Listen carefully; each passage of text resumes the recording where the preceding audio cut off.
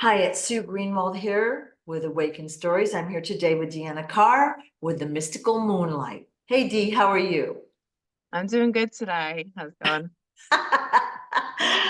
We're gonna do fairy follow-up today. We did a fairy Okay. video. I know Deanna didn't even know what we're talking about. So we're gonna be surprising her a lot because I've got a lot of secret topics in line for her.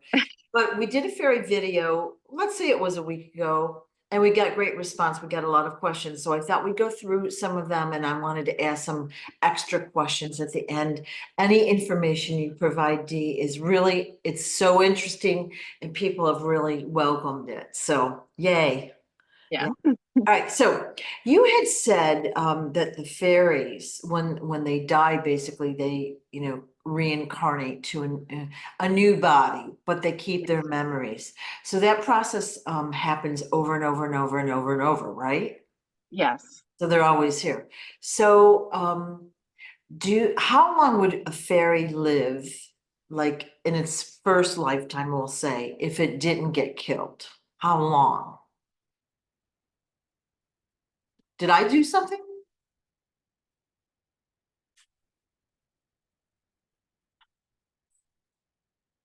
Okay. Hi, it's Sue Greenwald here with Awakened Stories. I'm here today again with Deanna Carr from the Mystical Moonlight. Hey, Dee, how are you? I'm doing good today. How are you doing? Excellent. Today's topic is fairies, Q&A, and more follow-up questions. Yeah. So we did a video, let's say it was about a week ago, and people loved it. We got tons and tons of questions, which are really good. So I thought it would be valuable to do a follow-up for those questions. All right. So I'm going to go in order of the questions I received. Do fairies live in one spot or do they move around? Like, so example, if they live in a person's yard, do they generally stay in that yard or do they roam around and decide to live in another place? Like what's typical? They typically stay within a certain radius. Okay. So if they live in the yard, they're going to wander. They're not just going to stay in the yard. But usually, let's say they have like a 5 to 10 mile radius. Oh, So they're not going to be going any further than that. okay. Mostly because it's kind of like where they're going to be working, where they're going to be healing and helping. So if they leave beyond that, it's abnormal. The only time they really leave an area is if they're called to do so, and or there's like a reason, as in it's being chopped down or hurt or destroyed. So a new house being built, usually they'll leave the area. Oh, all right. So like describe that. A new house is being built. So they're digging up the dirt for the land, putting up the foundation. The fairies leave the area when that's being built. Yeah, because there's nowhere for like everything that they're living in or working on is being destroyed. So for safety purposes, and at this point they realize what's going on, they'll leave the area. And that could be for a little bit, that could be permanently. It's all what they're called to do at that point because their home is being destroyed. Oh, interesting. So if somebody's going to build a house on a piece of land or whatever, or dig a hole, would it be good for them to like do something to warn the fairies or just go ahead It's and, always good to warn them or to yeah. set up another area. So let's say you have a house and you are going to be putting in a pool right where this nice tree once was, and fairies used to live there. Um, I would say set up another location and be like, give them warning saying, hey, I'm going to be putting this here. Your home is going to be moved for a little bit. So I have this spot set up for you. So it's always good to have a little warning instead Yeah. of like, hey, I just dug up your house. Yeah. Um, but a lot of people don't really think about that. And or if they don't have a relationship with the fairies, they don't really think about their home and where they're staying and all of that kind of thing. Interesting. Okay. So I also read somewhere years ago that when you're going to mow your lawn or whatever, you should tell the fairies, okay, I'm going to mow the lawn, and so that they can vacate. I don't know if that's true or not, if they're harmed, but just to give them notice. Yeah, it's always better to give notice to them because I mean, it's easier to avoid Yeah, than, it's but I courtesy. know sometimes we get distracted with life, but just be, mindful as Yeah, much as possible. yeah, okay. If a fairy hides your things like we talked about in the last video, does that mean they're living with you in your house? Not necessarily. Okay. They could, they can wander. They're wanderers. So they can come in. I mean, I don't have fairies living in my house, but they just come in when they kind of please, and they'll move my stuff and then kind of find a joke and then they'll leave again and go do whatever they're doing. So they don't necessarily have to live in your house. They'll just kind of do their own little thing. Okay, Yeah. cool. I mean, if you Cool. want them living in your house, you're gonna have to set up like a little station for them, like a fairy house in your house. Right. Because they like their own they do like privacy of their own, even though they like to destroy your privacy. Right. Remember we were making fairy gardens years ago and Yeah. little places that are beautiful, small and private that the fairies can live in. It was just really Mhm. fun to do. Yeah, it was a fun class. Yeah, yeah. Okay, so you had told us before that fairies, when they die, they come back, reincarnate time after time after time. All right. Yeah. So their first lifetime that they're here, about how long would they live if they weren't killed? They have a pretty decent lifespan. Um, I'm saying probably like 150 to 200 years. Oh, okay. Um, they can live pretty long, and then they'll cycle through and then come back. So they don't really live on the same lifespan we do. Okay. Okay, so we've seen video and footage of people that have found, we'll call them dead fairies. Okay, they're like preserved or whatever. And we've seen them on Facebook and other places. What happens to the soul or the consciousness of that fairy that is dead, but their body is still here? Do they still get to reincarnate or what's happened? They'll reincarnate. They may be switching bodies though. So they may reincarnate as fairies, or they may be switching off. I know I said that most of them will go back to a fairy form, but as we know, contracts can be a tricky thing. So they could be done their fairy cycle and going into a new form. So they might have had their end in their fairy form, and they may be going on to their next form. So each one is a little bit different. For the most part, they'll go back to a fairy form. Their body is just left, didn't like dissipate.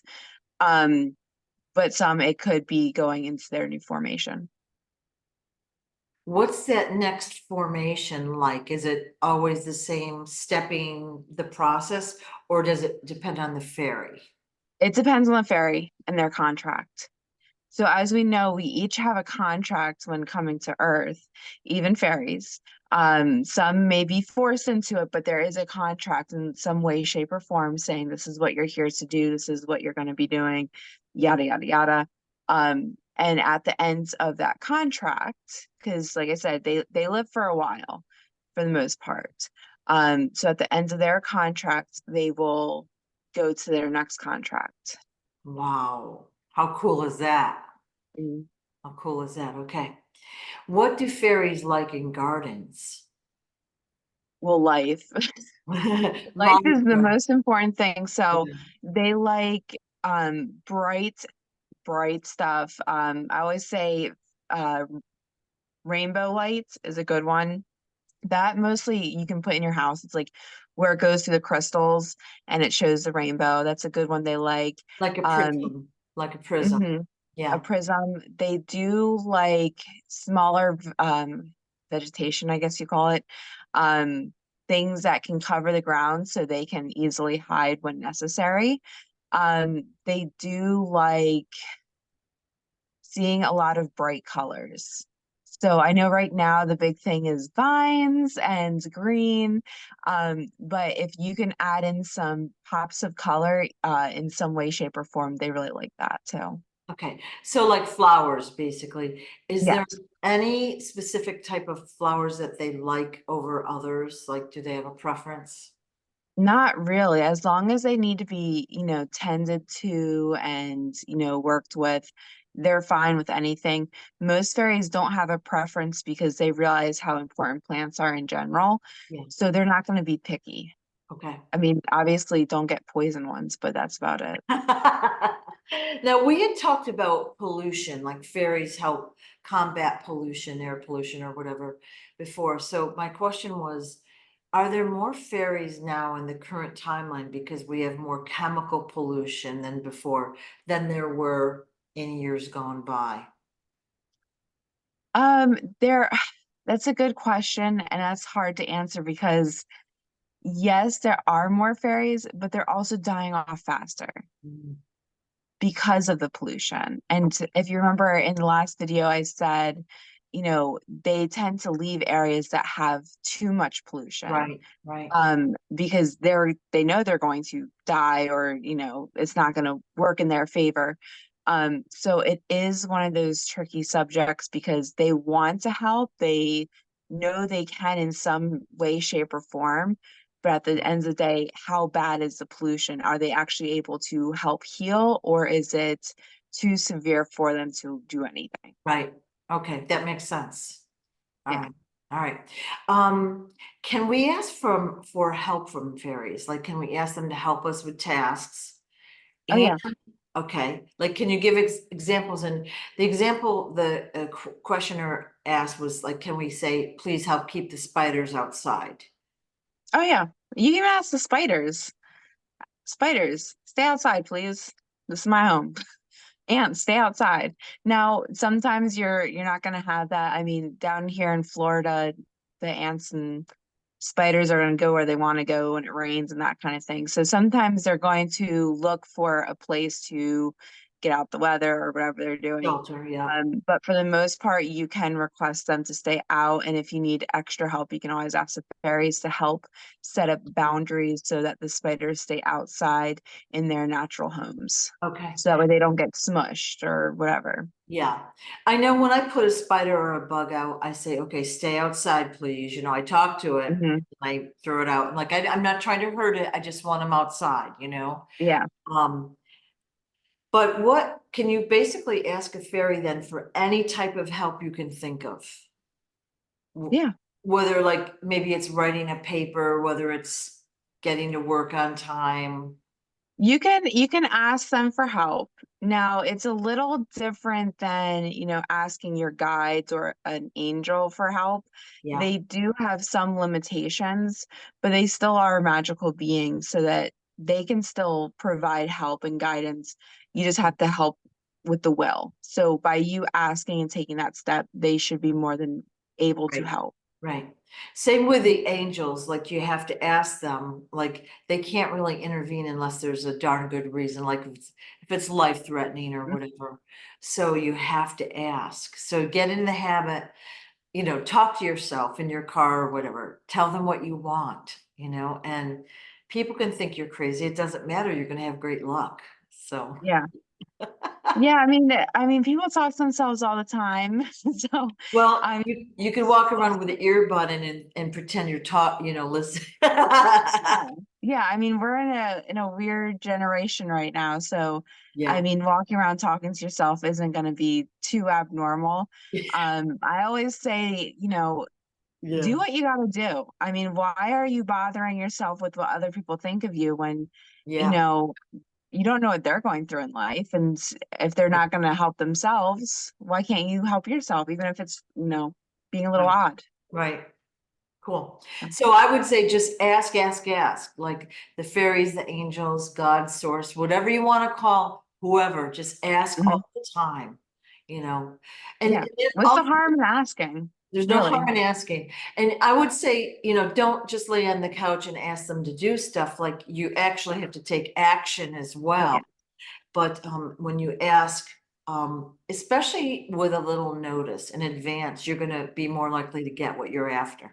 yeah. And as you progress with asking and manifesting, you're Yeah. going to notice it comes by faster. Yeah. The one thing I do want to remind people is make sure it's not negative. Okay. Some people, I've had clients tell me, you know, before they understood that rule, they said, I don't want this, this, and this. Right, And literally what they got was exactly what they didn't ask right, for. right, So make sure, let's say it's like a parking spot, instead of yeah, saying, I don't want the furthest parking spot, you're gonna say, the closest parking spots with best access to my door is going to be right, open and available every day for me, or right, something like that. right. Very good point. Yeah. Yeah. Yeah. Um, a viewer had sent me a message. Her mother had seen a little man about 2 feet tall. He had on a red jacket and she was on the couch and she saw him, but she was afraid. So she said, leave, in Jesus's name, leave. So he walked through the door and left. And she was afraid, but she felt he wasn't benevolent. She felt that he was dark in some way. Do you have any idea what kind of a creature that was? 2 feet. Red jacket, I would say probably an elf an elf. of Okay, some sorts. yeah, That's usually about their height span. It's definitely not fairy heights. okay, Uh, and then usually if you feel more negative, I would say more elf oriented. Yeah. okay, yeah. Well, And she was sometimes just, they might not be there to harm you specifically, but there's a reason they're there. Like I said in my previous video, I don't work with them. yeah, So I would, you know, avoid, and like you said, tell them to stay out and right, try and keep them out. Um, you can also ask fairies for help for that. They can add protection for you.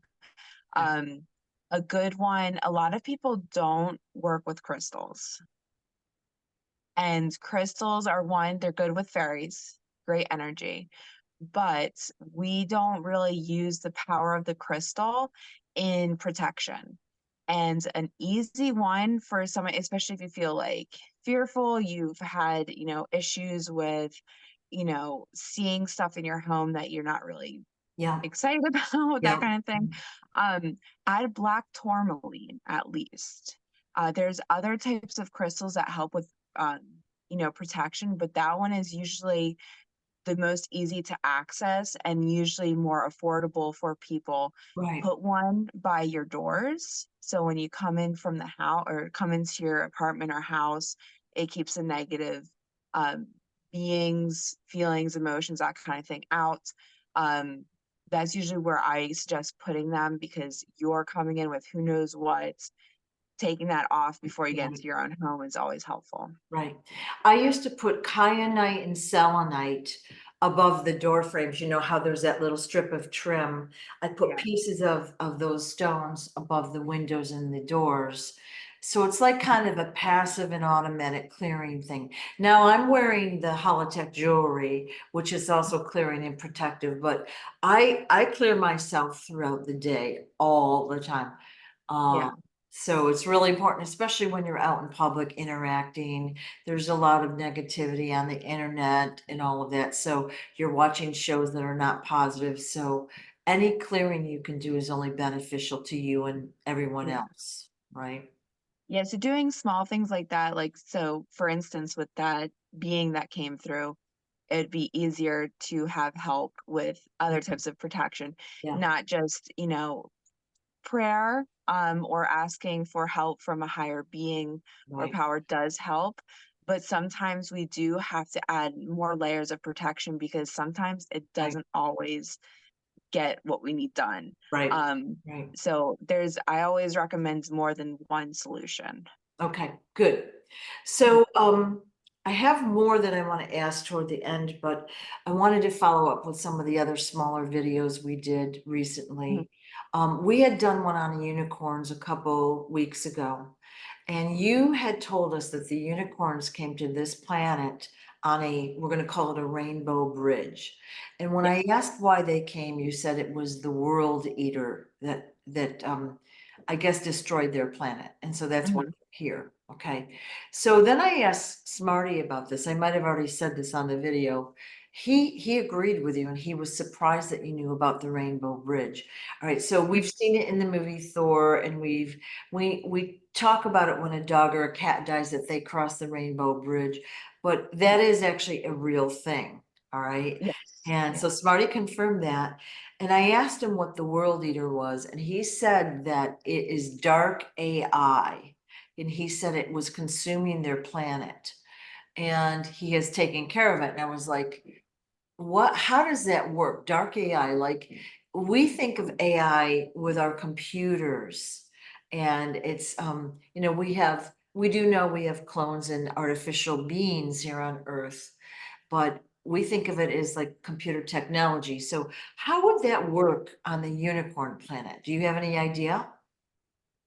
Well, AI, yes, it's technical, but just like we said before with our other beings, that they have technology that's, surpassing our understanding of technology. It's not Yeah, just machine oriented. yeah. So think about it as breaking down into each particle. They can break down into each particle and destroy particles from the inside out. So they're completely more advanced than we are as humans. Um, and so right now we are in a stage where AI is becoming a problem. And this is like the early stages. You have your computer, everything has AI, you can generate books Images. with it, that kind of Yeah, thing, yeah, images. Now they're having AI. We're gonna have iRobot happening soon, that kind of thing. But technology advances past yeah. that, Okay. and it's more advanced than one can really comprehend. So to really break it down into it is think about an atom, how small the atom is. They can, work with said atom and break that down into more like to smaller particles. So they can destroy an atom from the inside out. So if we're made up of millions and billions of atoms and they can destroy each atom, that's how they're going to start. So it's basically eating it from within. Does that make sense? Yeah. So let's say we've got a unicorn, okay? Mhm. And AI is maybe after the consciousness or whatever of that unicorn, so they switch the atoms and they cause chaos and havoc is probably what I'm guessing. Yes, chaos, chaos and havoc. I'm trying to.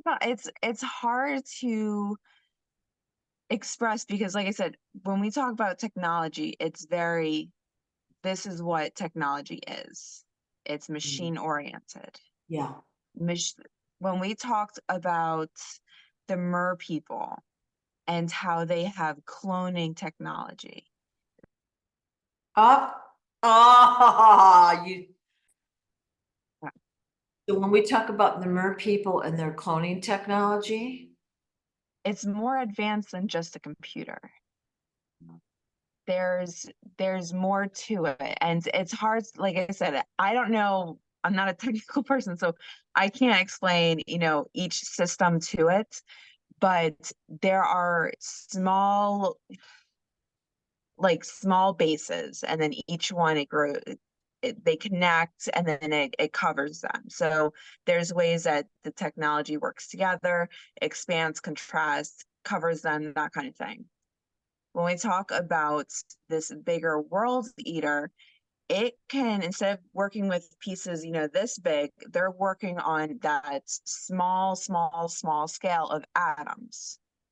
And oh, Cody Banks, Agent Cody Banks. Remember the movie kind where of. they have the ice cubes and they poison the ice cubes with these microorganisms that eats the person from the inside out, but you Okay. can't see it. Okay. Okay. It's like that. It's super small. You can't see it, but it's going to eat you from the inside out. Okay. So it would be nanotechnology, like in today's term. Yes. Got Yes. it. Okay. All right. Does that Would help? you, Does that clarify a little bit better? Yeah, I did see that movie, but that was only like 30 years ago, so. Well, it's the only one I could figure out a reference to, because like for me, Yeah, it's easier to have a visualization. yeah, So for some people, it's hard to comprehend something when you visually can't see it. okay, yeah, So that would be the best reference I can think of right now. okay. So basically, Smarty said it was a world, it was dark AI and it's been handled. And you've just kind of explained to us what that is, but we're seeing that kind of on our planet, but there are no worries on our planet because that will be handled if it isn't already. It will be handled. The problem with the world eater is it can come back. So it may be handled now, but every world has an issue of the possibility of it coming. So just like here, how many years ago we didn't really have computers, we had base technology, and all of a sudden, boom, we're like at this crazy amount of technology within a short amount of time. Right, How did we go from having nothing for hundreds of years to boom, within 30 years, we're more advanced? And we know that they have more technology out there. So right, there's a lot of questions. One, where is the technology coming from? Who's getting the ideas for the technology? Um, and that kind of thing. So you can see how it could be easily added to a world without people really knowing. okay, yeah. So really awareness of the people in Yeah, general is like the first step. Awareness is the first step, right? To yeah. know that it's out there and to watch for signs. And we'll know Hmm. more about that in the future, I think. Yeah, we will. It's kind of one of those hard things because as a society, we've made it very technolo technologically advanced. Wow, I could not say that.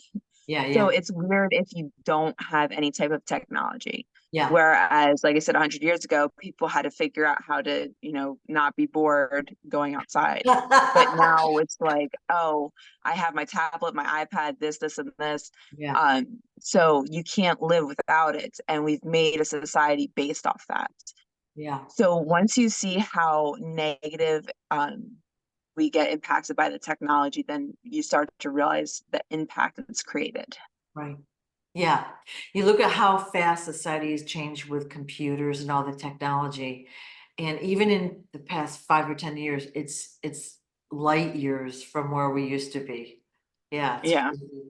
Crazy. So thanks for explaining that. Mhm.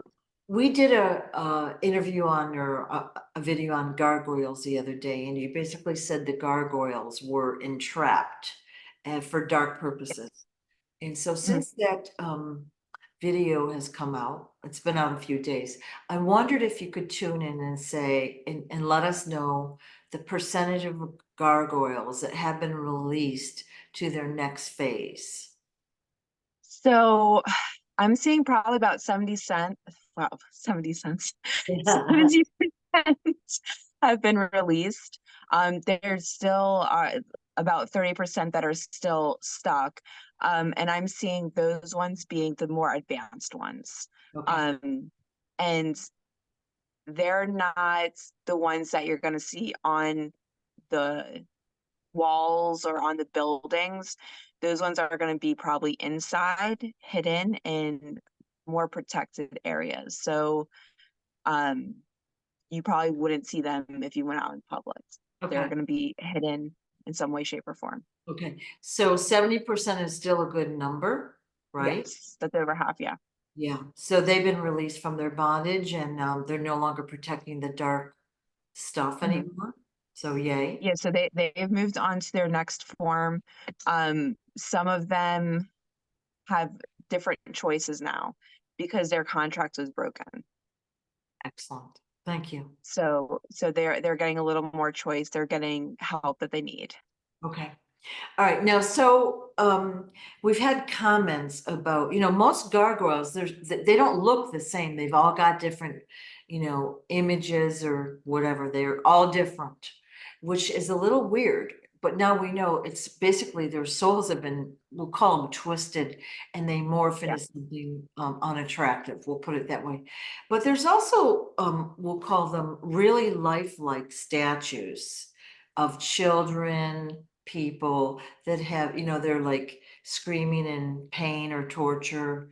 One's got a reptilian eating them, and there's a lot of very creepy statues out there. Is Yeah. that kind of the same thing as a gargoyle? Is that the same? Yes and no. So some of it is entrapment. They've either taken that, moment or body within it, and you feel that energy. Most of it is a snapshot of energy. So you're going to see that torment being happening, and they literally take that energy from the moment and make a art display of it. Okay, So that way they have that energy from that moment cycling. okay, So it doesn't leave, it doesn't change, it grows more negative over time. okay, Like I said, they you'll be able to feel it. For most of us, we'll be able to walk by and you can feel the sadness, the pain, whatever it is in that moment. right, And it is hard to be around because it does affect us on a higher level than we really actually know. okay. So what can we do to, like, does just removing these statues, does that take that away, or does it need to be handled in a different fashion?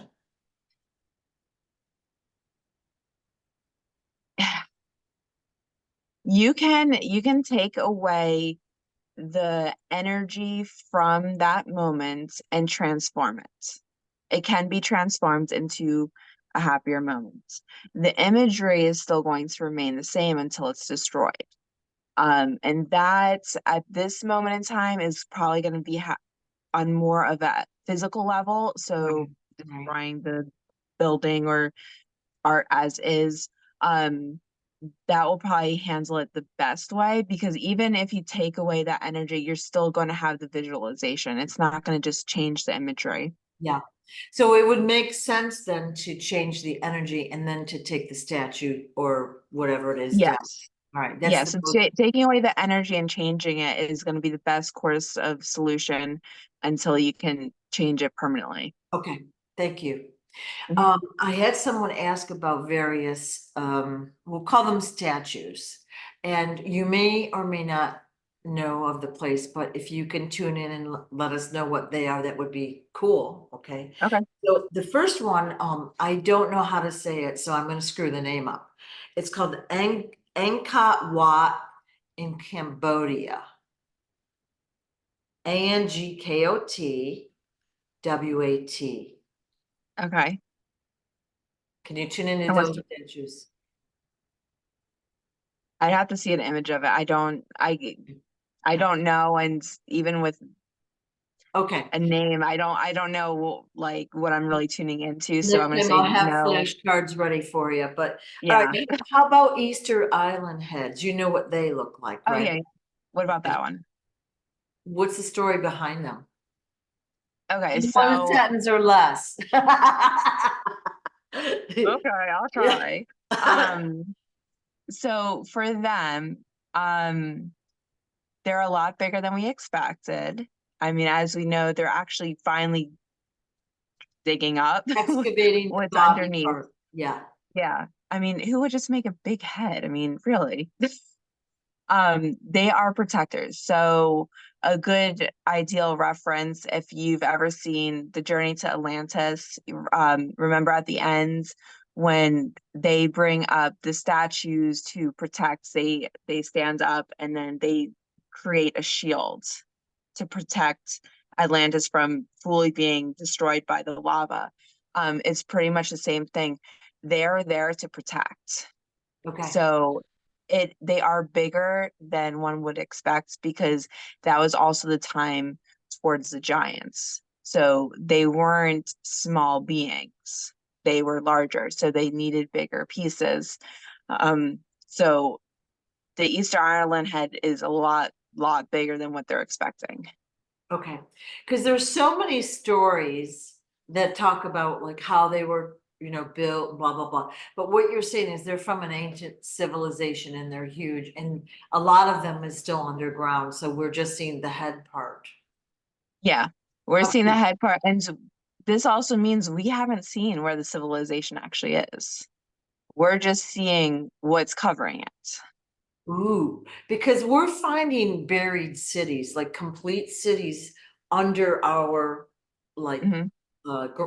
ground, okay? And they're Yeah. just starting to excavate that, like they've been hidden for a long time. It's going to Hmm. be super interesting when they're, excavated and what we find there, I think. Yeah. Okay. Yeah, Anything else it's a lot we, different than we think. yeah, anything else we should ask about Easter Island heads? I think that's the biggest thing. All right. Yeah. Right. And then the last one I had was terracotta warriors. So those are like lives, there's I don't know the number, lots of them, thousands, hundreds of these guys and horses underground in China, Hmm. life-size statues. Can you tell us the story about them, like what they're there for, or There's a lot of mixed feeling with those warriors. What I get from it is that they're there to protect. I don't think it was positive though. I don't have 100% feeling on what specifically they're there to protect. Um, my biggest thing is, why do you need that large of an army in terracotta form? Um, they it's almost like the gargoyles, like where they entrapped the souls to protect whatever the thing was. So I'm seeing it being more negative. Um, I've never really liked the terracotta warriors. Now they are really cool. I mean, they're life-size warriors made out of clay, but one, why are they hidden? Why were they made to begin with? So I'm going to say they are more on the negative side. And I would see more of a witchcraft been put onto them, okay. like a dark witchcraft. So when you look at these warriors, they all have different features like we do, and they Mhm. have slightly different outfits, and they're unique a little bit. They're not all cookie cutter. So Yes, would you say that a person's soul has been entrapped in those statues? yes, I would. Going as an artist myself and knowing how the process works to create a piece of that like structure, Yeah, there's no way it would take either a lot of artists to make them, or there's something else happening. It would take a very long time to get a full scale piece done where every piece is different at that rate. There's no way possible somebody's getting that done by themselves. okay. Is there, So that's the only why.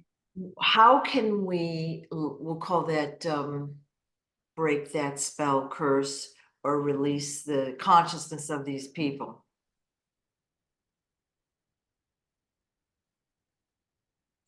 The best way to do it would would be to change the bounds that have been placed on them.